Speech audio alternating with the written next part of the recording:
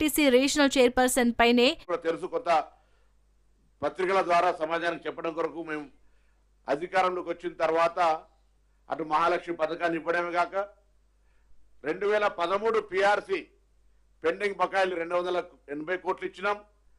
2017 పిఆర్సీని ఇవ్వడంతో పాటుగా కారుణ్య నియామకాలు కావచ్చు, లేదా డిస్మిస్డ్ ఉద్యోగాలకు సంబంధించి కావచ్చు, కొత్త ఉద్యోగాలు కావచ్చు, కొత్త బస్సులు కొనుగోలు చేయడం కావచ్చు, ఇన్ఫ్రాస్ట్రక్చర్ డెవలప్మెంట్ చేయడం కావచ్చు, అన్ని రకాల ఆర్టీసీ కార్మికులకు సంబంధించి పూర్తిగా సామరస్యంగా ఉన్నాం. మొన్న ఈ మధ్యలో మేనేజింగ్ డైరెక్టర్ గారు మేము మాట్లాడినప్పుడు కూడా కొంత యాజమాన్యం తరఫున కింది స్థాయిలో కొంత అధికారుల దగ్గర కొంచెం సమస్యలు ఉన్నాయంటే వాటిని కూడా తీసేసి ఎలక్ట్రికల్ బస్సులు వస్తుంటే ఉద్యోగ భద్రతకు సమస్య అనేటువంటి ఒక అపోహ సృష్టించిన సందర్భంలో కూడా అనేక సందర్భంలో ఒక్క ఉద్యోగం కూడా ఈ ప్రభుత్వం తీసేసే పరిస్థితి లేదు, తీయదు అనే మాట కూడా స్పష్టంగా చేసినాం.